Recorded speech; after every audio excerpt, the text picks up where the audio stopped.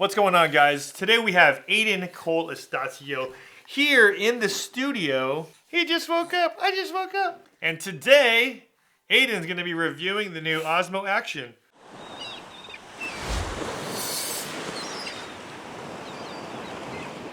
So if you recently purchased an Osmo Action or looking at buying one, this video is really a basic process of setting up the Osmo Action. I just wanted to go through the steps that I was able to take when I first got it, unboxed it, as well as, setting up the app, how to activate it, and kind of how to go through some of the basic steps just to get it up and running, to better understand the menu system as well as what resolution or how to change your frame rate. So this video is really just a very basic guide on how to set up the Osmo Action. And now that your Osmo Action is all unboxed, let's get this thing up and running. Let's go through the basic process of setting up the Action camera. So the first thing you want to do is take out the battery from this case that it comes with. So you just have to pop this open.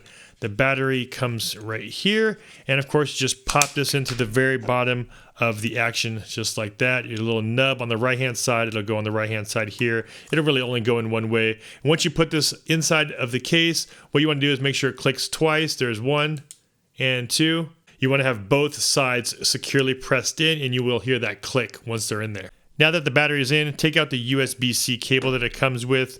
Plug in this USB-C on the side right here. All you have to do is pop this door open by pressing this button, sliding it down and opening it up. This is where your SD card as well as the USB-C plug will go into.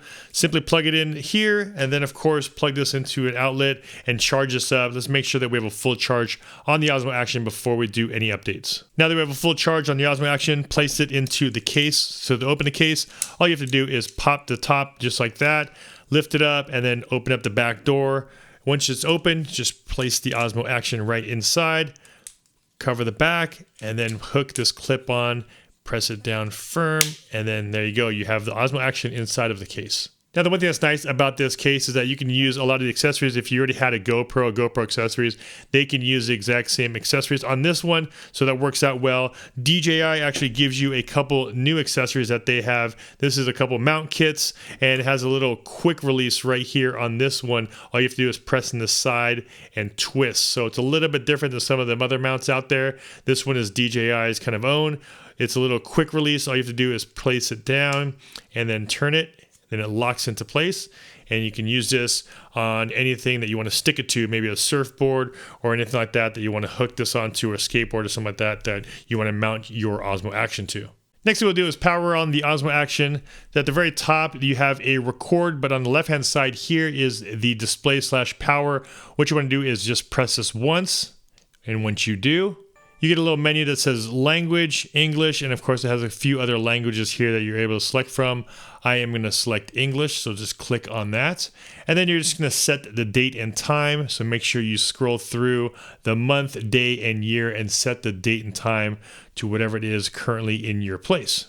Next thing that comes up is the Activate with DJI Mimo, which is the same app that you use for the Osmo Pocket, or at least probably an updated app. So let's make sure we scan this QR right here so that we have the latest app for the Osmo Action. So all you have to do is pull up a QR reader on your phone, or you can actually go and install the DJI Mimo app from the App Store. We'll just use the scan here and see how this works out.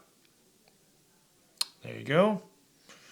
And there it is. So now it opens up the Mimo app, and then all you have to do is hit open, because I already have it for my DJI Osmo Pocket.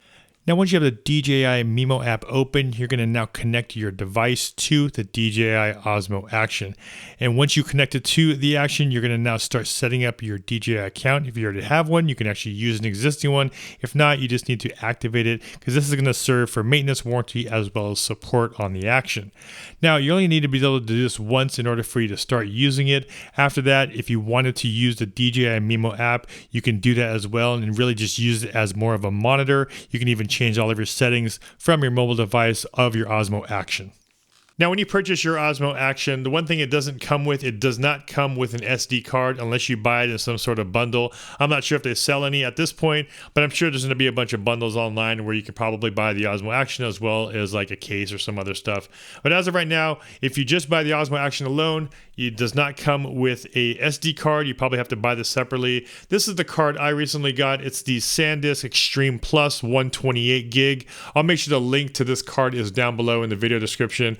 But I've been using this thing to test out all of my action cameras recently, and I haven't had any issues with it. So I'll make sure that this card is linked in the description in case you guys are looking at picking one up.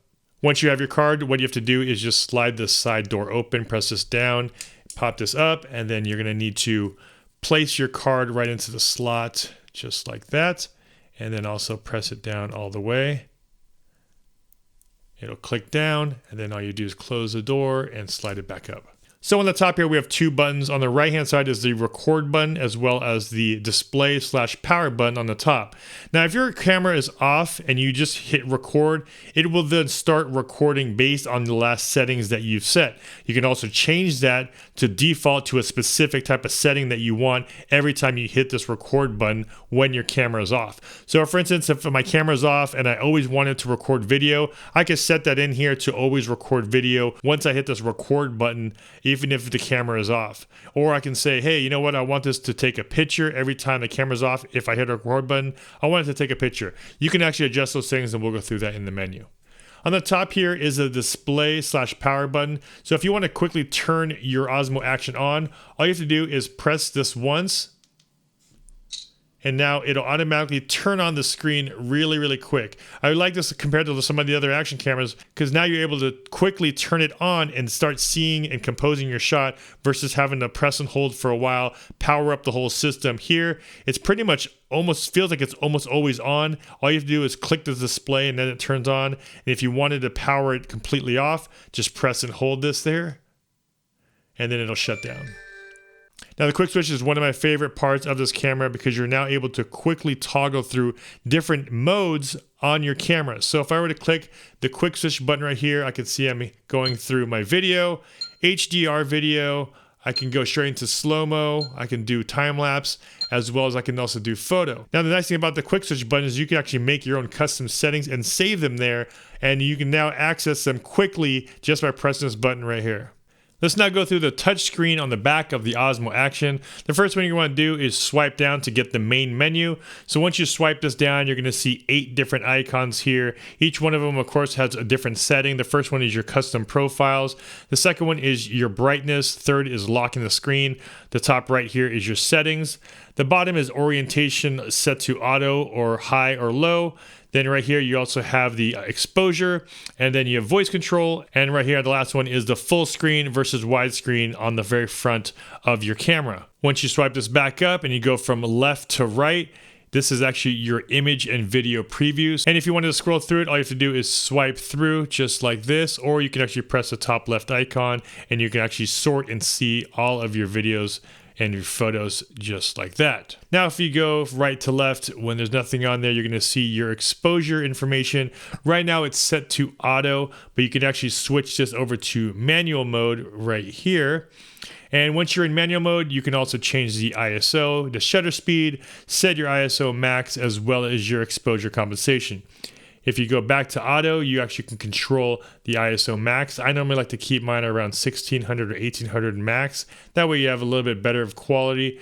And then also on the right-hand side here, if you click on the camera icon, there's a few other options in here. You can set the white balance. Right now it's just set to default, which is auto white balance. Now the next icon we have is the color icon. You have two options. You have normal or D-Cine-alike. If you're gonna do some color grading, you're gonna wanna shoot in D-Cine-alike. It's more of a flat profile. Gives you a lot more options when you start color grading. If you don't wanna deal with that, leave it in normal and everything will be taken care of in camera. So if you have D-Warp off, you'll have a little wider field of view, but you will have that warping as far as the image goes. If you turn D-Warp, you will now have more of a straight image or some correction going on that your image will now correct and not have as much warping. However, your field of view is a little bit more narrow. Now, if you swipe from the bottom up, you can now see your resolution as well as frames per second, as well as if Rocksteady is available for those specific settings. So as you can see right here, we have Rocksteady, it's in blue. Everything that's in blue is what is active. So right now what's currently active is I'm shooting at 4K at 30.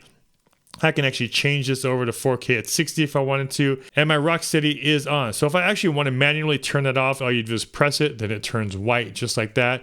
but I do want to keep that on. And the one thing is, Rocksteady doesn't work in all resolutions and in all frames per second, which means if I were to shoot something slow-mo like at 1080 and I wanted to shoot at 1080 at 240 frames a second, as you can see here, there's a line that goes right through Rocksteady, which means it's not available. It even says it right there, Rocksteady unavailable. Now, the one thing that's good about the Osmo Action is that now you can shoot at 4K at 60 without having that fisheye lens. Now, the GoPro doesn't allow you to go into linear mode, which is that removal of that fisheye in 4K at 60. So it's really nice to see that the Osmo Action does have that option. In 4K at 60, I'm able to turn de-warping on, and now everything I'm shooting feels and looks like it's straight out of a regular camera and not that Action sports cam fisheye look. So at the bottom left, you press a camera icon right here. Now you have a few options. You have video, photo, as well as custom.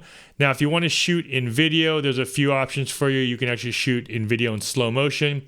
You can switch this to HDR video.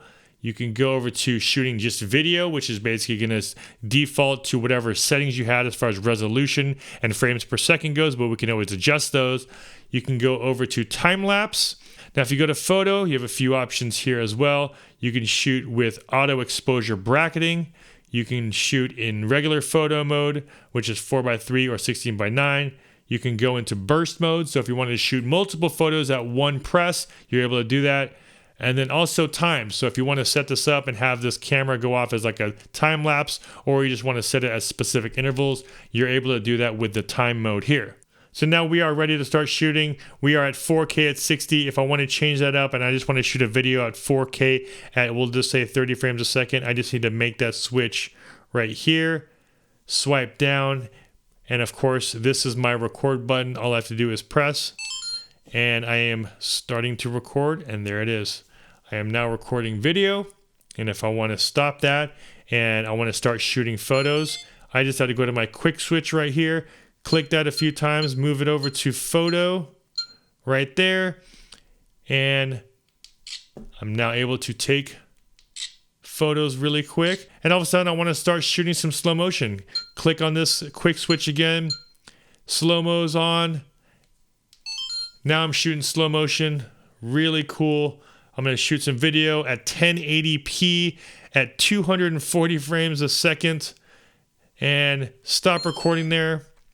And if I want to preview that slow-mo back, hit play. Now it should be my hand in slow-mo. Look at that. There it is. And there it is, probably my all-time favorite function on this camera, and that's that quick switch. I was able to go from 4K at 60, switch it over to photo mode, take a couple pictures in photo, switch it to slow motion, shoot a quick slow-mo, all of that within, I would say, less than 10 seconds. Now, if I were to do that on any other action camera, I would basically have to stop what I'm doing. I would need to go into my settings, change it to photo, click on photo. Then if I wanted to go shoot video again, I would have to go back into video, switch it to video, pick which video I wanted to shoot, and then also what resolution I want to shoot at, and start doing all those things. If I have a bunch of presets that I always like to use, all I need to do now is add those to my quick switch on the left, and now I can easily access them wherever I'm at. And there it is, guys. That was just a basic walkthrough and process of setting up your Osmo Action. There's definitely a ton of details, of course, in here. So if you guys are interested in a little bit more details on some of the intelligent modes, as well as some of the tips and tricks I was able to learn with the Osmo Action, make sure you guys check out the links above. I have playlists above as well as down below, where I'm going to have a lot more Osmo Action videos, so make sure you guys check those out. And as always, if you guys got some value from my video, don't forget to hit that like button, and of course, don't forget to subscribe and hit the bell to be notified when I post new videos. This is Ultra Stasio with FlytPath.com. I'll see you in the next one. Take care.